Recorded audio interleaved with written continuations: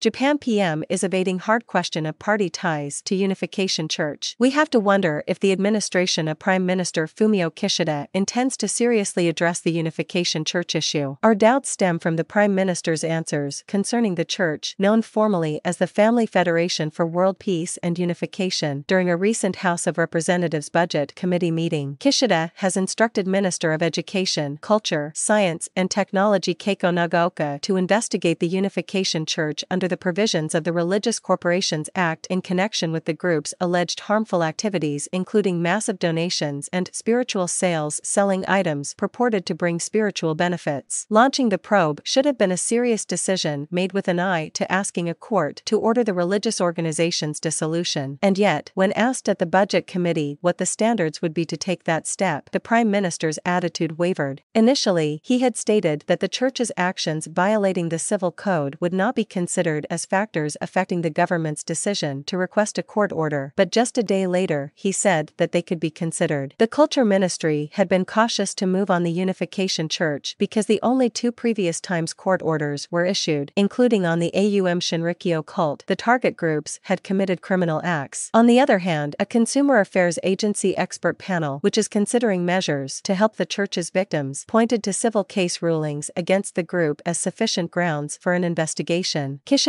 revised his initial answer, which seemed to narrow down the investigative options, after it was lambasted for being backward-looking, as opposed to revealing the present situation. It is likely that the Prime Minister's instruction to the Culture Minister came without any coordination within his government. We also have lingering concerns about the answers from the Cabinet Minister in charge of the issue. Nagaoka simply read out hypothetical questions and answers prepared by bureaucrats, and they clashed noticeably with what she was actually being asked by lawmakers at the Budget Committee meeting. It is unacceptable for the ruling Liberal Democratic Party (LDP) to deflect criticism over its connections to the Unification Church by launching an investigation and thus sweep those connections under the rug. All Kishida has said repeatedly about his party's close relationship with the Church is that it is important to sever all ties going forward, showing no resolve to do the work needed to truly expose the truth. He has also continued to refuse to investigate former Prime Minister Shinzo Abe's and Lower House Speaker Hiroyuki Hosoda's suspected deep ties to the religious group. Meanwhile, Kishida has failed to address issues within his own cabinet. For example, we have seen constantly shifting explanations from Economic Revitalization Minister Daishiro Yamajiwa whenever new ties between him and the Unification Church are discovered. Opposition party calls for his resignation are entirely unsurprising after he said, "We may be seeing new findings about myself and the Church in the future," as if he was not taking the issue seriously, and the Prime Minister's responsibility for appointing him in the first place is being questioned. The circumstances surrounding the Unification Church's rebranding as the Family Federation for World Peace and Unification, which was certified under the second Abe administration, have also yet to be clarified. What the public is demanding, along with relief for victims, is a reckoning over the long-standing relationship between the LDP and the Church. Any perfunctory response will fail to dispel the people's distrust of Japan's politics. This podcast is created by Kronos Worldwide Productions.